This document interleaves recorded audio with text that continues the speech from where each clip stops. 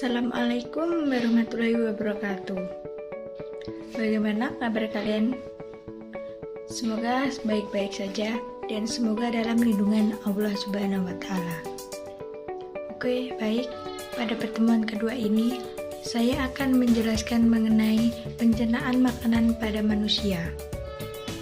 Apa kalian tahu pencernaan makanan pada manusia itu apa saja? Pencernaan makanan pada manusia itu dibagi menjadi dua, yaitu pencernaan kimiawi dan pencernaan mekanis. Nah, untuk lebih lanjutnya, saya akan menampilkan sebuah pembahasan tentang kedua pencernaan itu. Pencernaan mekanisme itu salah satu contohnya terjadi di dalam mulut kita, yaitu pada saat kita mengunyah atau menghancurkan makanan dengan gigi kita. Pada pencernaan kimiawi itu terjadi reaksi kimia yang menguraikan molekul besar makanan menjadi molekul yang lebih kecil. Proses pencernaan kimiawi itu biasanya dilakukan dan dibantu oleh enzim pencernaan, seperti enzim amilase pada mulut. Nah, selanjutnya kita akan membahas tentang organ pencernaan pada manusia. Sistem pencernaan manusia itu terdiri dari organ utama berupa saluran pencernaan dan organ tambahan atau aksesoris. Nah, kalian apakah mengetahui tentang gambar organ di samping? Untuk lebih lanjutnya, saya akan menampilkan sebuah pembahasan berikut ini. Saluran pencernaan merupakan saluran yang dilalui bahan makanan yang dimulai dari mulut, kerongkong, lambung, usus halus, usus besar, rektum, dan berakhir di anus. Lidah, gigi, kelenjar air ludah, kelenjar saliva, hati, kantong empedu, dan pankreas merupakan organ tambahan yang membantu pencernaan mekanis dan kimiawi. Kelenjar pencernaan adalah organ tambahan yang mengeluarkan enzim untuk membantu mencerna makanan. Untuk lebih jelasnya lagi, mari kita bahas satu persatu tentang sistem pencernaan yang meliputi saluran pencernaan dan organ tambahan atau aksesoris. Yang pertama, mulut. Di dalam mulut terdapat gigi, lidah, dan kelenjar air liur atau saliva. Air liur mengandung glukosa atau senyawa yang berfungsi sebagai antibakteri dan enzim amilase atau dikenal dengan enzim phthalin. Fungsi enzim ini memecah molekul amilum menjadi molekul maltosa.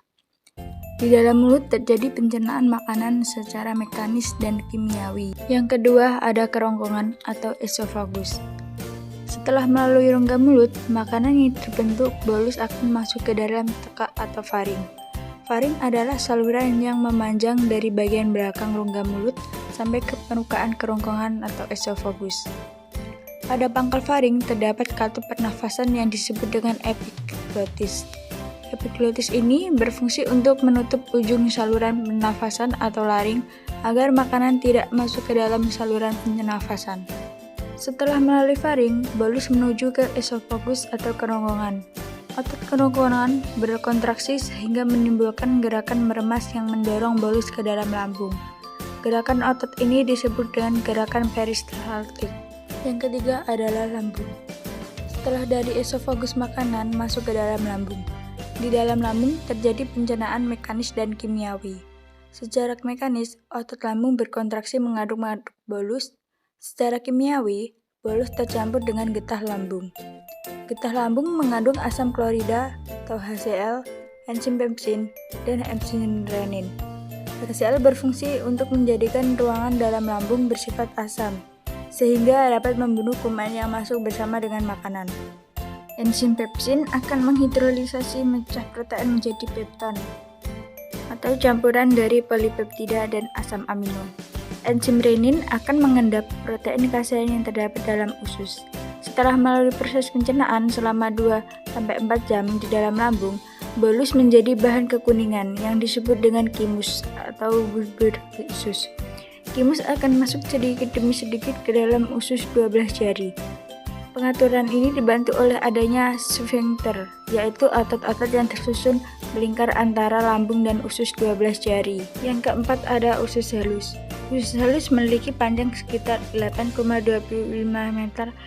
Usus halus terdiri atas 3 bagian, yaitu usus 12 jari atau yang disebut duodenum dengan panjang sekitar 0,25 meter. Usus tengah atau jejunum dengan panjang sekitar 7 meter dan usus penyerapan atau ileum dengan panjang sekitar 1 meter. Dalam usus halus terjadi pencernaan secara kimiawi saja. Pada duodenum terdapat saluran yang terhubung dengan kantung empedu dan pankreas. Getah pankreas mengandung enzim lipase, amilase, dan tripsin. Enzim lipase akan mencerna lemak menjadi asam lemak dan gliserol. Amilase akan mencerna amilum menjadi maltosa. Tripsin akan mencerna protein menjadi polipeptida. Getah empedu yang dihasilkan hati akan mengakumulasi lemak, yakni membuat lemak agar larut dalam air.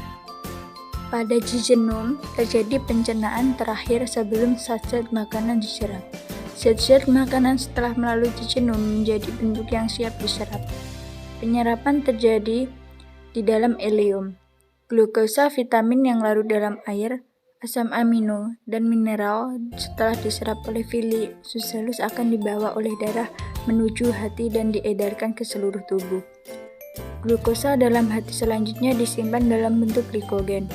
Asam lemak gliserol dan vitamin yang larut di dalam lemak setelah diserap oleh villi usus halus akan dibawa oleh pembuluh getah bening menuju hati, kemudian disimpan di dalam jaringan lemak. Struktur usus manusia memiliki lipatan-lipatan, baik pada bagian luar ataupun pada bagian dalam, yang berfungsi untuk memperluas bidang penyerapan. Angka 5 ada usus besar.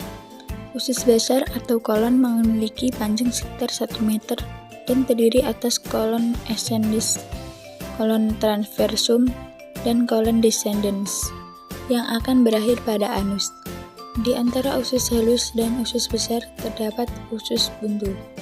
Pada ujung cekung terdapat benjolan kecil yang disebut umbai cacing yang berisi massa sel darah putih yang berperan dalam imunitas. Sisa makanan yang tidak terpakai oleh tubuh beserta gas-gas yang berbau disebut tinja atau feses dan dikeluarkan melalui anus.